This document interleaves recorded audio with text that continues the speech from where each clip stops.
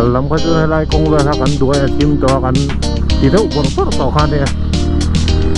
Ian chiang takin kan mutai tu lang ai la so mom ram sang so mo ri tu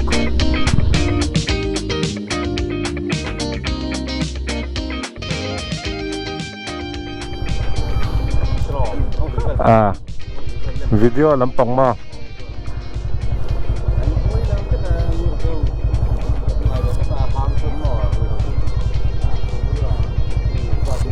Kaldona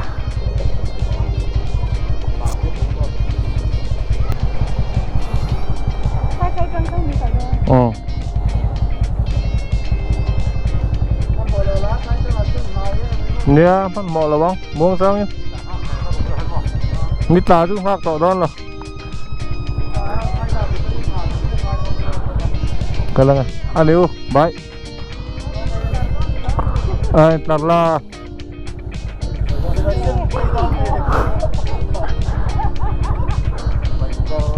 cái là nghe một thấu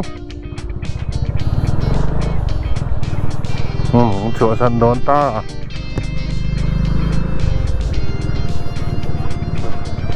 Dar som pakat le minit som pathum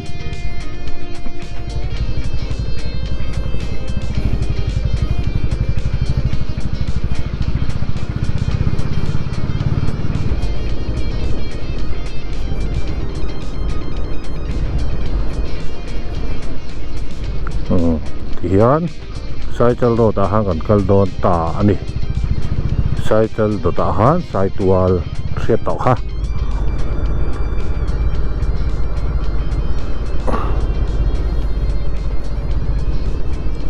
nghe thì so thiên của ta mà aloran lâu chút lưỡi mấy điệp pin nu hôi cả bé khi hay trộn apple này phụ chế là trùng rau apple ngay cái nào apple trắng cứ ta cứ sai chân khua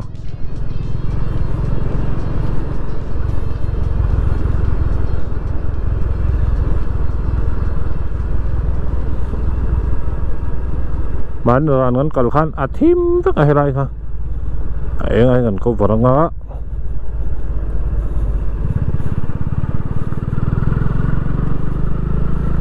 bẹt trong cái nó nuông tóc chia mày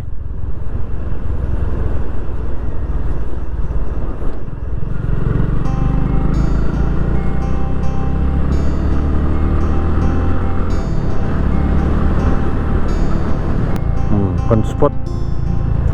cái này còn spot khan này lan chân nắng 2 km som thum panga 2 km som 2 hi liệp quyết trong 2 km sau phần này về đây vain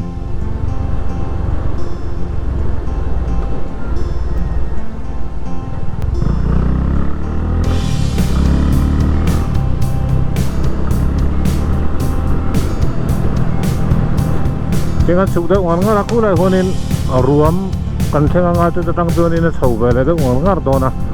ako nga nuam hala hitu yang tu ri he idin kong putai na sang boka fur po yan furua tui po hianin ati semai mai lawang a oi ve khat boka hala walutuk hei sai tal khoram ta kanito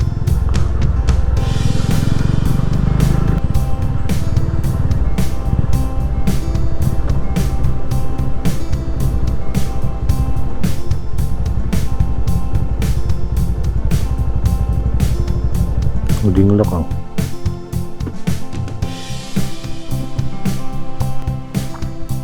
kalau don tong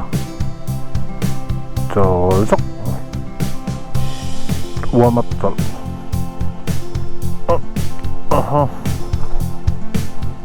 bepot tai thata kan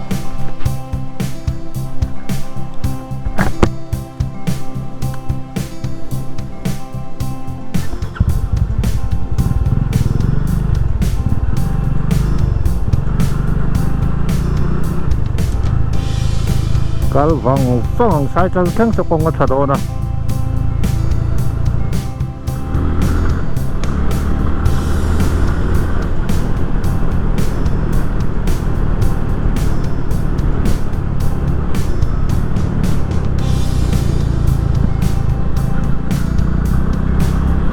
tool vak lo wang langa hian engine brake hi man angai fo le thila engemaw pala kan tu palang ti hlawm ve tlat mai a kan tla thui don boxia longran a hi chuna bik takin kim khur le zual angai so lai lo lang rui so changzol kong ania thakatlang so mom rang tlang anduang rui thin khop mai a dai dek maya sai chal ro chut le min pot deuh mai thei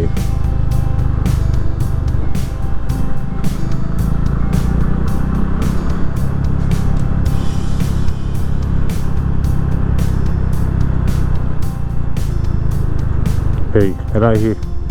te thanga kal hian changzol ne hei changzol kong kilometer so panga ber ni nga changzol so ma che metal road ni lawa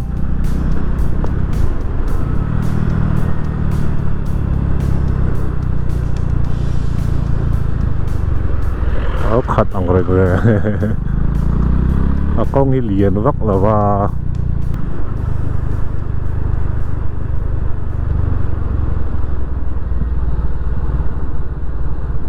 cái con vel hit lại cần phải cho nên savan tắm thấy nữa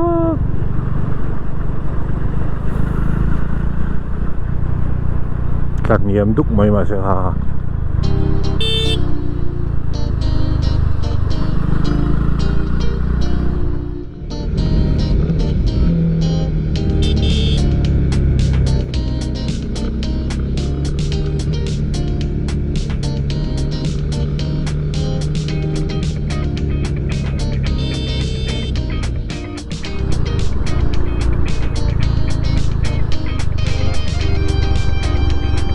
công an nuông khóc bày làm gì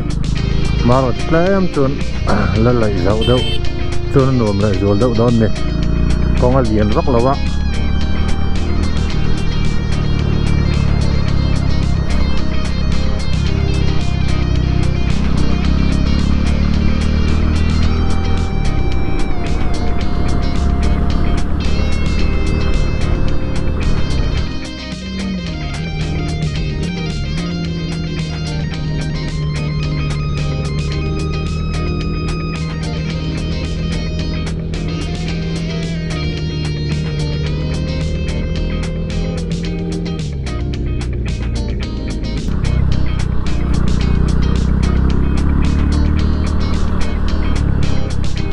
kalam ka chun helai kong va kan duai chim to kan ti deuh bor to khan ne hian thiang takin kan mu thei tur angai la kong hin nuam khop mai National Highway 102B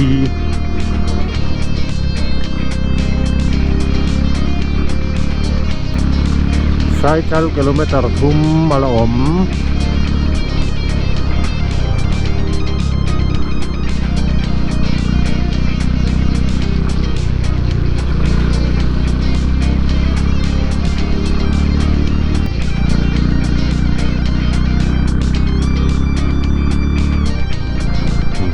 so mom rang tlang so là so moi rui lutuk lai hi cycle dumping ground hania tui khur kha cũng giống nó tủ zo con niang hình chỗ nghe lungan la lungat chẳng nó tuk mel lo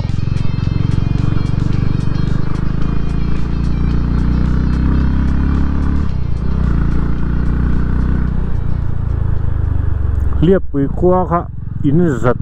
giật thum zali kan tling lo đâu in cả thiền tia khó liền về pa ngay tắc này anh khó đủ đón cho sai cho anh chơi hay Christmas par aparto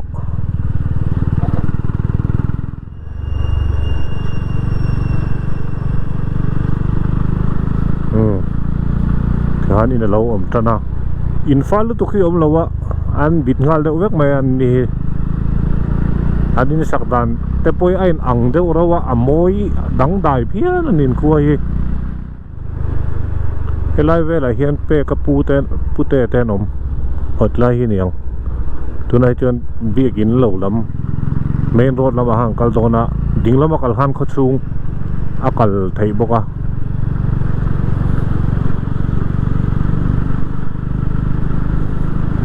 hei hi sai sal khua ni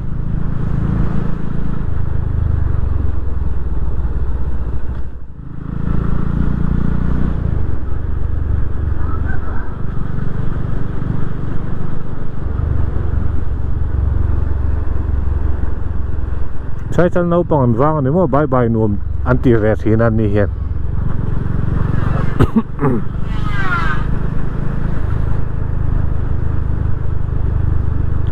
cô hôn đi mày thì anh chân lẹ đòn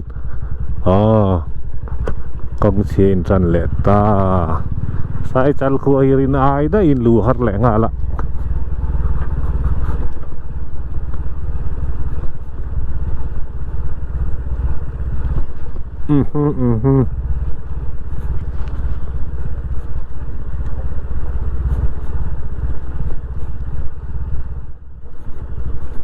kan police phut khao mà nếu mi ron đầu đậu rất khi ông ạ kan bè khi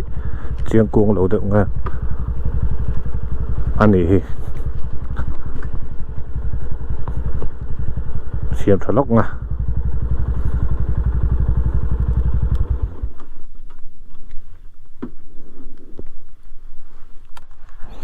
xiêm thật đứt tụ có lẩu ngay lẩu kan lẽ vắng vắng thầy at là lawang hay cho tiên anh sao sọ về anh này mày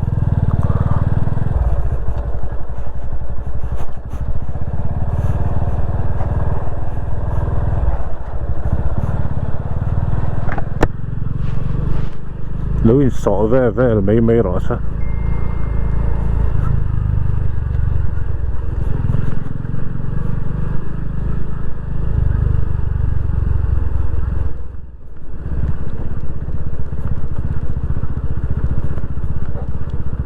kilometer som ni paruk tiang ko hen kan tlan don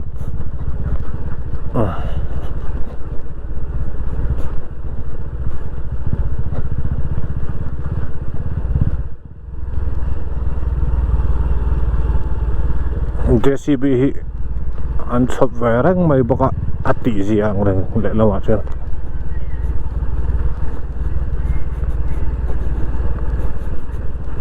wow khu đậu mấy thầy with Jesus right atel velo này ha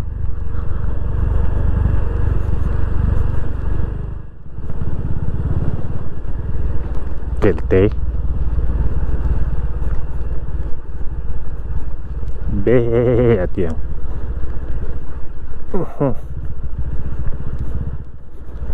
kalau makan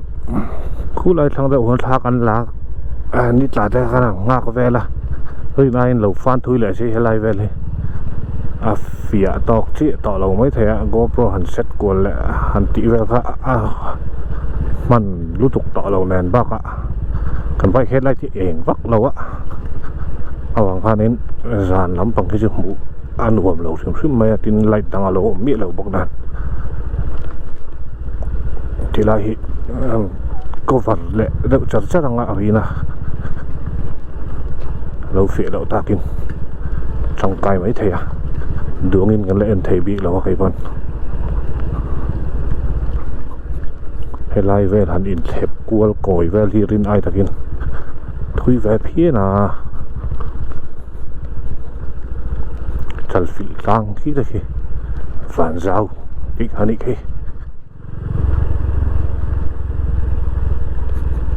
khi lại gật cần là khai thép no bên này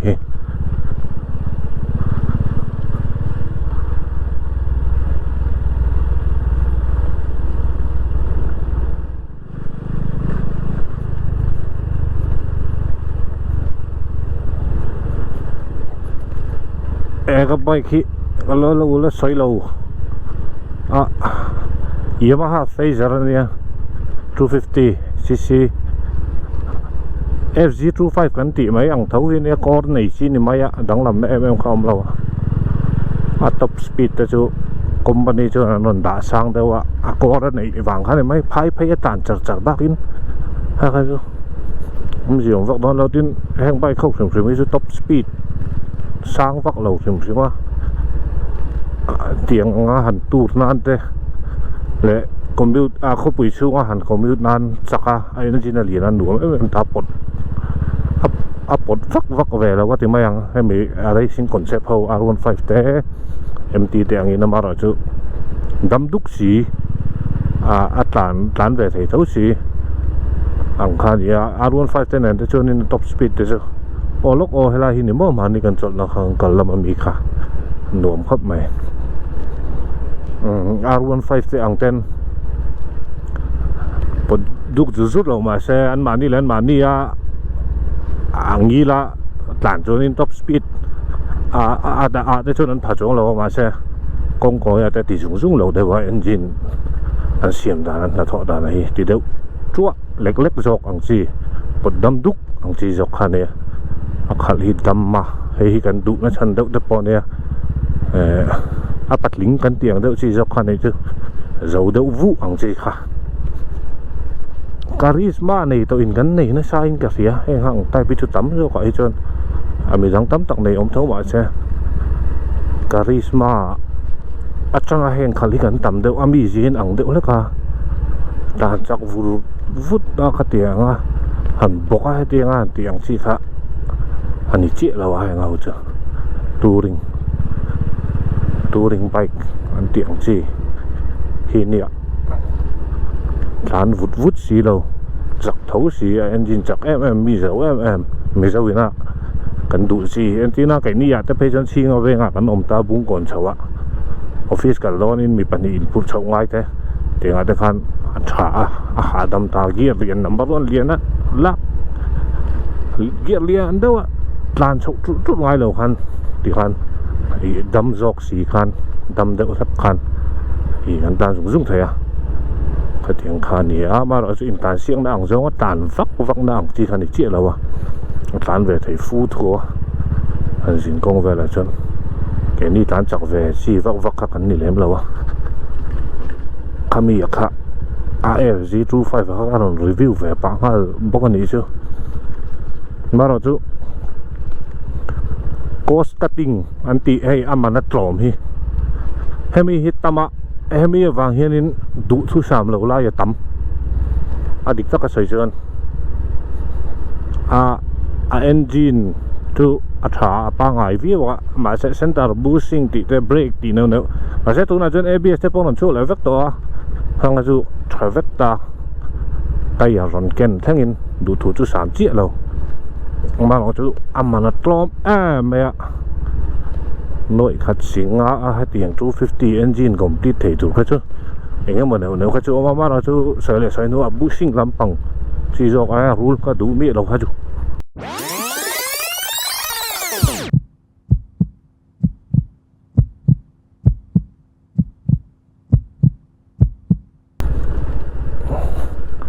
cost cutting anh tin là mà anh em mình đủ thu hắn sám lâu đó nếu qua về thì hắn mới chút thì lâu cho mình này na value for money anh tiếng do chút phải cho khí tạ như vậy lại thùng ta short review anh thì đó là mình viết về anh soi về bạ mấy anh ấy chứ tin top là tan chân bị review làm top tan chân bike krim Yamaha po Honda po India to atu ek ma vek to charisma hero Honda kan nei ai bon atu ek na sa to ma zo ang gabay hi charisma hero Honda kan nei R engine dum trip pasaber ang ka ma se kha ai han tu ek ki tam to ma mai mo ka te ka bai ka hian tu wang chuan eng company po direct an lut to ta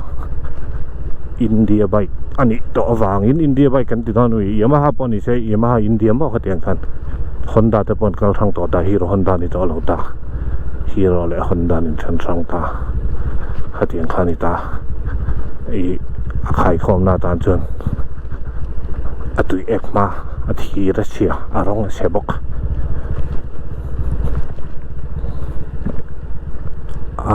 Bharat हमारा देश मामा देवा halai khachu soitel ve rim phim du ni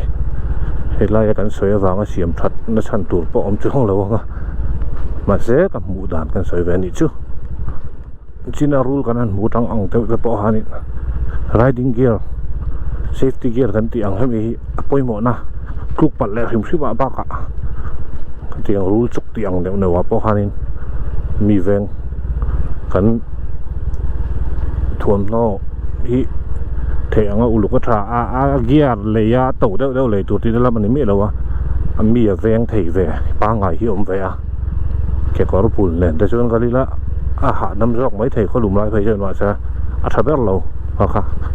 che sual pal po kan chunga eng po theng thei theng pal thei vet mi ring kan ni ti kha the tur ne ti dam ai in ve na tha ti ang kan